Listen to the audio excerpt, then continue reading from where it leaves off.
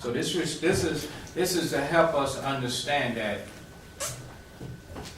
when the Most High afflict us, yeah, we can be praying, asking for why, why the Most High afflict us and so on and so forth. But to be upset and vexed and angry about it grudgingly, you getting out of the spirit in doing so.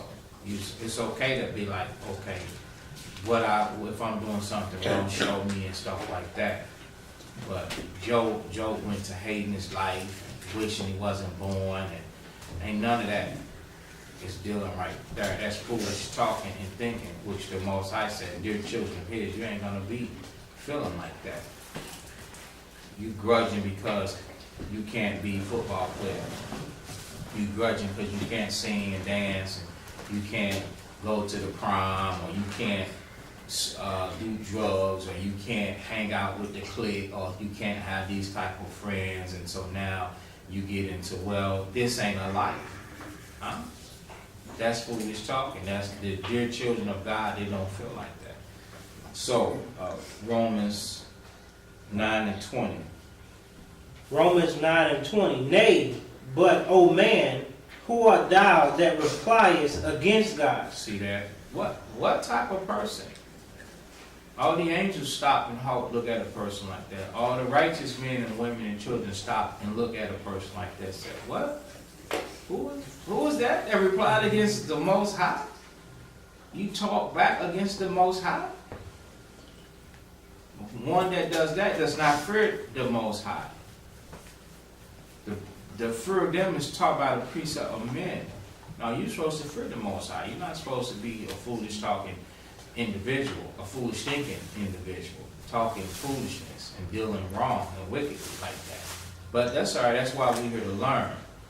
And so once you get these precepts and you get this understanding, then you can reflect and say, oh man, you know what? I did this. Let me not do that again.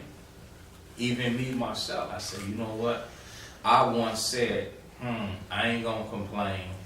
But deep down inside, whatever was bothering me, it could have been anything pertaining to it.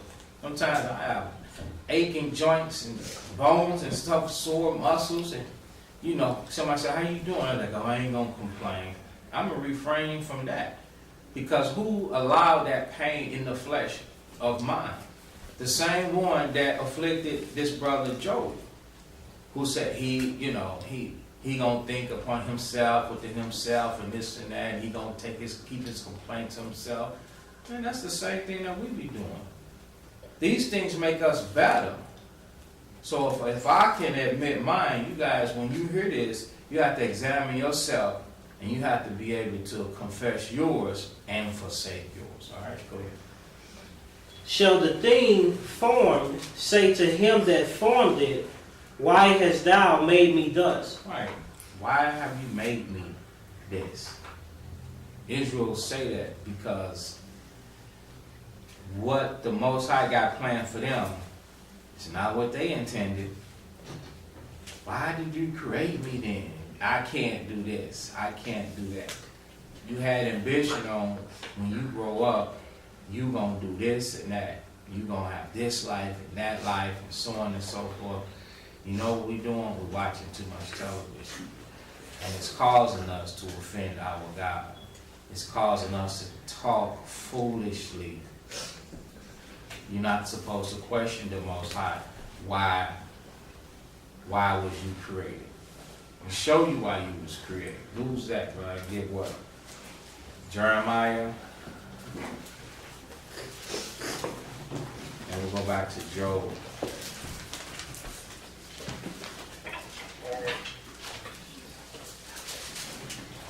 Jeremiah chapter 1.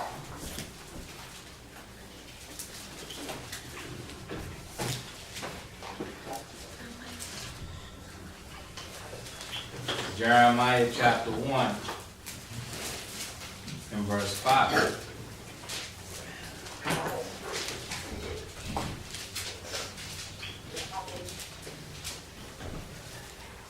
Jeremiah chapter 1 verse 5.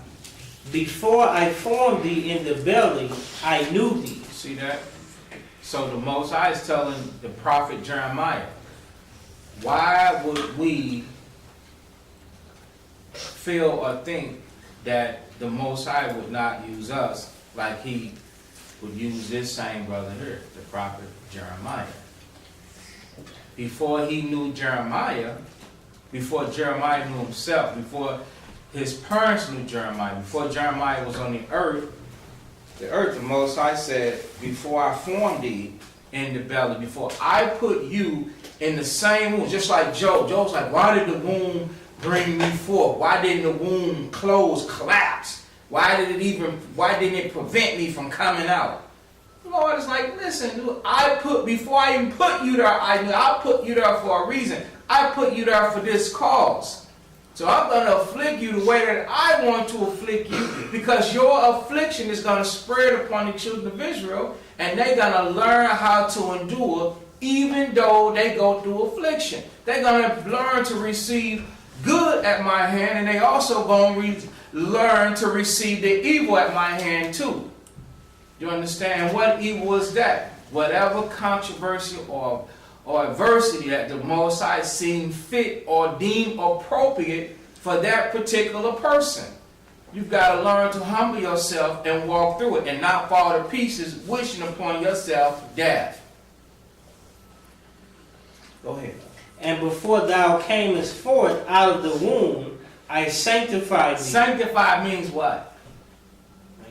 I was going to separate you. I was going to tell you, Jeremiah, you come out of the world. Jeremiah, don't look at television. Jeremiah, don't listen to the radio and want to be like them on the radio or the television. This is the modern day Jeremiah. You understand? Because maybe if during their times they didn't have the television, but they did have it. We sleep thinking that, they didn't do this or they didn't do that. He was put in circumstances to where with his eyes and his ears he did see the flesh.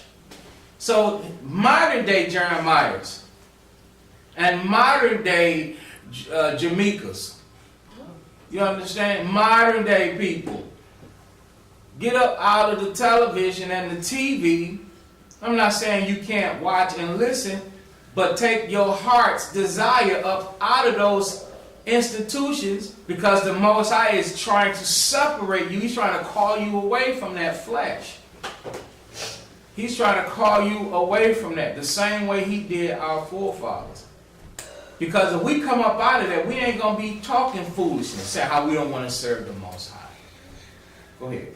And I ordained thee a prophet unto the nations. See that? So he put us here. He put him there. He put him there to be a prophet for the nations. The nations are talking about Israel, that is what? Amongst the nations. Because Jeremiah, this book of Jeremiah is in different languages, in different continents, in every state. So is this true? Yes, it is true. Is the word of the Lord finished and done away with? He said, no, as the earth and heavens that abide among you, so must the children of Israel. So this is still here amongst who? All nations and all people and all tongues. So are you guys. So you can't just get into foolishness on how, you want to do this and I wanted to do that. You can't get off into stuff that's wicked and sinful in the sight of the Most High. You can't be like that. The Most High is calling you, and whenever you got somebody, the Most High is calling Israel to come away from amongst this world, okay, and to be separate. So we had something, who's back in Job.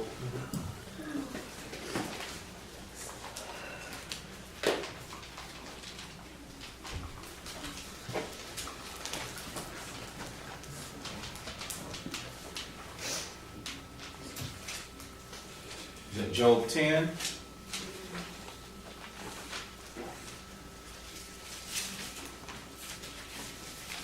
Job 10 and 3.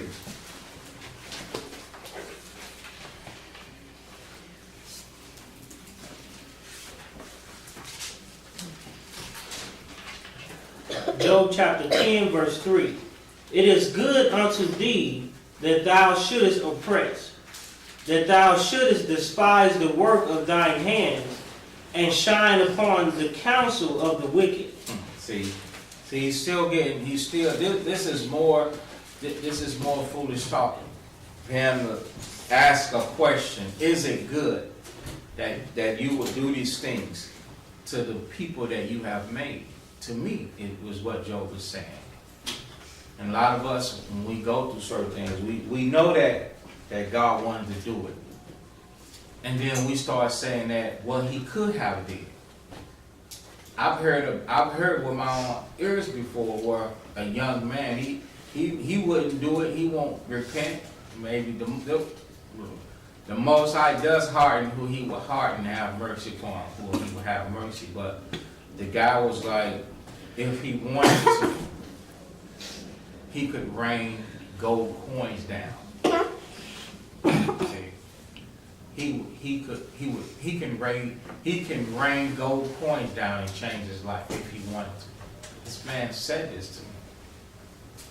So he told me, that's telling me, you believe in God, but you just not gonna obey God. You're gonna talk foolish. So he said, so in other words, he gonna do what he gotta do because the Most High is gonna help him. All right. And a lot of times, so when he said, despise the work of thy hands, he felt hated. He felt hated. Remember, it's into the potter to do what with the clay? Shape it as he will have it. To shape it as he will have it, as he will want to, in any shape, form, and fashion. If he wanted to make one unto honor and the other to dishonor, right, then he can do that.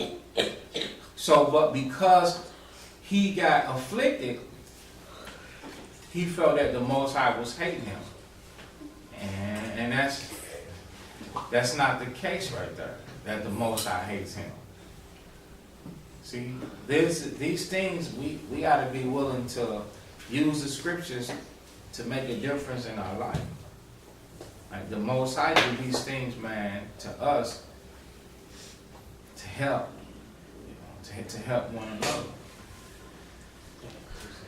All right. Hebrews 12 to kind of help us understand, because it's the same thing that Christ went through. You know, and like it gave an example of Job not dealing with sin, being perfect, but then he went to a point to where he did sin and cursed the Most High. Well, let's see how Christ looked at it. And Christ walked till death without sin.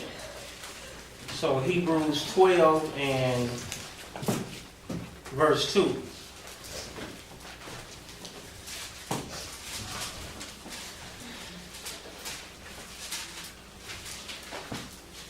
Hebrews 12 and 2, it says, looking unto Jesus, who's in the Hebrew Yahushua, the author and finisher of our faith. It says, who for the joy that was set before him endured the cross. So the afflictions that Christ went through, being despised, being called Beelzebub, being said he had a devil. You know, the people they physically tried to put hands on, they tried to put him to death several times before he actually made it to the cross. It says he saw that as a joy because it was a purpose behind it. It says, who for the joy that was set before him endured the cross, despising the shame, and is set down at the right hand of the throne of God.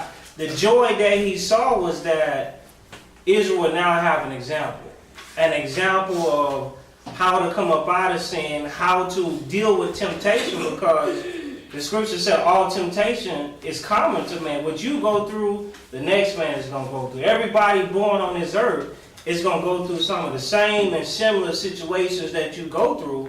So you got to look at it as a joy that I'm going through this because you know what? I got a brother that I'm going to meet one day. Or I got a sister that's coming down the line that I got to get through this, and they're going to need my help to get through their things, you know, through their situation. So it's a joy. We can't be like Job, you know, and hate the affliction. Why me? We should be almost raising our hand. Christ raised his hand and said, I'll go down to the earth and I'll set the perfect example for the people. And he could have stayed there. He could have sat there on the throne and said, I don't deserve that. Why I gotta go to that? I'm already in my glory. He came off the throne to walk in the earth and be tempted and overcome. So we gotta have that same mindset. So that's just an example of how we should look at affliction. Don't be offended. Don't think the Most High hates you. The Most High love us. You know, He loves us when He put us through that stuff because He sees that we are acceptable. The same way that at the beginning, what did the Most High ask say? Did you see my servant Job, who's perfect and upright, who upholded his integrity? Job never looked at it like, okay, the Most High sees that I'm worthy enough to go through this. Right. So we gotta look at it like that as well. I want to add something to the point. The precept. I mean, the last part when it says, "Despise and ashamed," and is set down at the right hand of the throne of God. I want to answer that because Yahweh said He despised the shame, and the shame was being, the things that He had to suffer. You know, it said that He despised the shame. He rather to overcome and go through the things that he had to go through and not look at it like, okay, like Job did. The things he went through, he had thoughts in his mind. Why am I going through this? Why is the Lord taking me through this? The scriptures say that, Christ, which is Yahweh in Hebrew, He despised that shame. Meaning He chose to do the commandments and set that example instead of because like trying to fit in and okay, I don't want to be seen doing these commandments. I'm going to follow the people. I'm going to do this instead of enduring. So I just want to touch on that, and that's something that Job had a hard time accepting. Job, instead of despising the shame, he felt the shame, but behind the things that he was going through. Right. Like, why me? So that's it. So 1 Peter.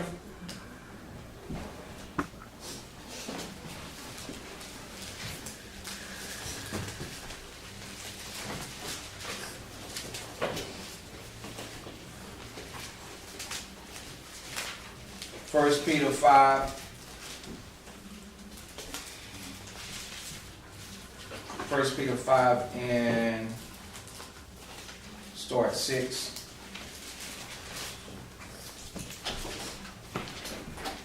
First Peter chapter 5 verse 6. Humble yourselves therefore under the mighty hand of God, that He may exalt you in due time. Right. So when we feel afflicted or we feel brought down low, then we're supposed to continue to humble ourselves over and over and over to the same things that brought perfection to our life. The scriptures say that the word cleanses us. So we would continue to humble ourselves to the word of the Most High. Even in affliction. That's what Job was supposed to do. Because remember, when he first began to be afflicted by Satan, he started off right by saying to his wife, shall we receive the good and not the evil? But when the afflictions didn't stop, then that's when his hope began to fail. And that's not how we to let our hope fail. Verse 7. Casting all your care upon Him, for He careth for you. He careth for you, not despise you. Just like what we read in Job 10. The Most High doesn't despise His own creation that He created. All right? Be sober. Be sober. See? Be sober. Not drunk. Be sober. So now, the spirit of charity, which is long what? Long suffering, will teach us how to continue to be sober. Even though we're going through certain things. Even though we're going through certain things. Pains and sufferings and the loss of only the Most High knows what. And you know what. But we still have to remain sober. All right? And The opposite of sober is drunkenness. So when you let drunkenness come, you put intoxicants into your mind. You put things outside of the word of the Most High inside of your mind. And then it begins to taint the word of the Most High and kill that which was sown inside of your mind to keep you doing what? Times of temptations, times of tribulation. You can't do that. Now, other people around you may be stumbling over the things that come upon them. That's part of the flesh. That's part of the world. But you're not supposed to let that happen to you. Not if you have a good pattern of studying to show thyself approved. The scripture say unto God and to man. So if you have that good pattern, then now you can bring up to the forefront from the treasure that you got stored deep down inside you from your mind, out of your spirit. You understand? You got that good treasure, so then out of your mouth gonna proceed good things and not evil thoughts, evil talking. But see, where does that time come? Where do we get that treasure? How do we collect that treasure? Doing leisure. Doing leisure. How many of us are spending time to read and study the scriptures?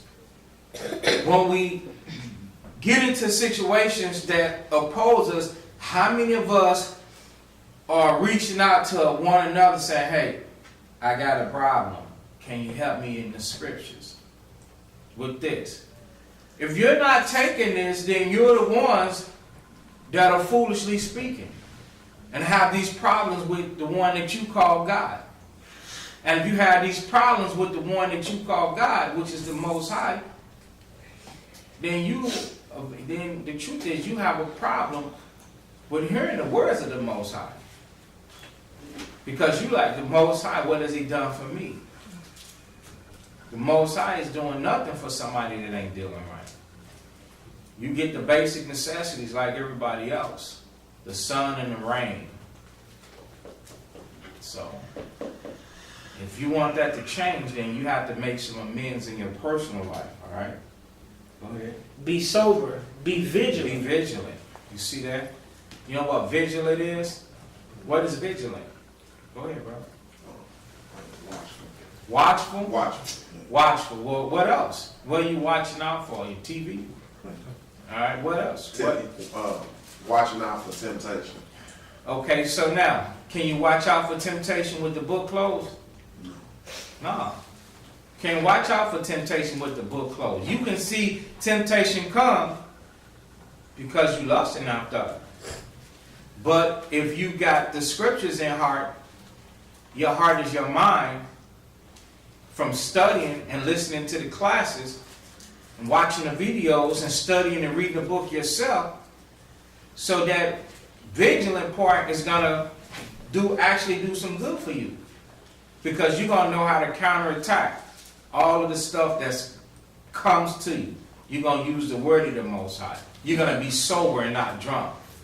You're gonna be wise enough not to entertain foolishness. All right. Because your adversary, the devil, as a roaring lion,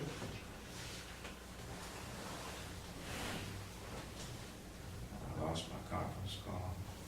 Go ahead. because your adversary, the devil, as a roaring lion, walketh about, seeking whom he may devour. You see that? So the Most High is telling you through the Spirit, what's the deal with Satan? What's the deal with Satan? Go ahead, Ron. He walketh about as a roaring lion, trying to seek whom he may devour. Meaning Satan don't take a break. Right. Satan ain't gonna take no break. It's the same situation. We're reading this situation right here. It went down with Job. Say, where have you been? He said, I'm going up and down. He said, all right, I got somebody I want you to check out. He's a good dude too. Perfect. He been good, man. He love me and do everything I tell him to do and this and that. Yeah. He said, all right, go check him out. So then he goes. So what makes us any different from this brother Job? And then it ain't no difference. And so if we haven't even committed to the level to where Job was, what do you think gonna happen to us? Bro, we're gonna be talking more foolishness than Job was talking. We're gonna stumble to the point to where we fall where? We fall away. Alright? So your adversary, the devil, he walking around seeking whom he may what? Devour. Devour means trick. How can I trick you? How can I get you to think what you want to think and say what you want to say and feel what you want to feel and be proud and speak arrogantly, foolishly against the Most High? You know the Most High can take this disease away, but what? How can I get you to grudge against that? How can I get you to hate your life? How can I get you to wish you wasn't born? How can I get you to do all this? All these things that we leave into our mind, Satan knows how to entertain that if we're not sober and vigilant. All right, go ahead. Verse 9, whom resist steadfast in the faith, knowing that the same afflictions are accomplished in your brethren that are in the world. See that? So it says, whom resist. So we're supposed to resist. We're supposed to resist because we are in the faith. Because we are the dear children of God. You're supposed to know a difference between somebody that's not following Christ. You know them by their fruits. But you're not going to be disrespectful and say, hey, you're not following Christ. If you have an opportunity, you may say, well, listen, this is what the Most High truly expects of us. This helps us to follow Christ. This helps us to follow the Most High. This helps us to get closer and closer to the Most High where He's going to hear our prayers. You're going to find a way to be spiritual, to help that person whom ignorantly serve God. But you can't do that if you're not steadfast in the faith. If you yourself is talking, a foolishly talking person against God because you don't have a life that ain't, it's not on Capitol Hill. You're not you're not the cream, or you don't eat and live the cream of the crop. You this and that. All right, where do we stop at? It says, knowing that the same afflictions. So you're not by yourself. The same afflictions are accomplished in your brethren that are in the world. The word is on the word of Israel. That's on the earth. So don't take it personal that you had some plan, you had some agenda, you felt sick, you have a disorder, you have a sickness, you have a thorn in your flesh, you have an affliction, you have pains, you have sufferings, you have a loss, you have a lack of this. I'm saying these because those are afflictions. The Lord said that these things are accomplished throughout what your brother. You ain't even got to ask, is anybody else going through this? See, the scripture is telling you that the Most High, this is the word of God. The Most High is telling you that, you know what? I'm putting cases on all that. He said, I'm going to make them work hard. All right? Let's get that one through much tribulation do we intend. See? That's an Acts. Yeah.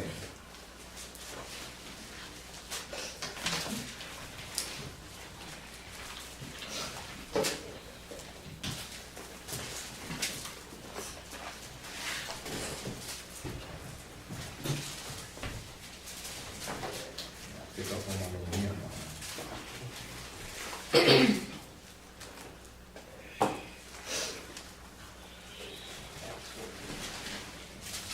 Acts 14, 22.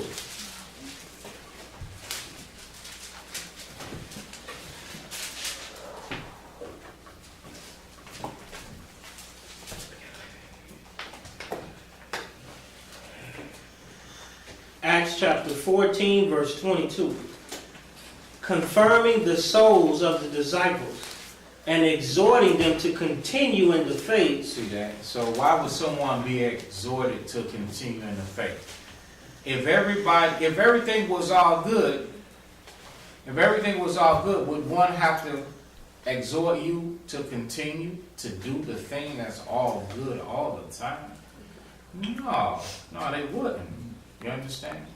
So they had to be exhorted. Why? Because there's also a flip side to receiving from the hand of the Most High. Go ahead. We exhorted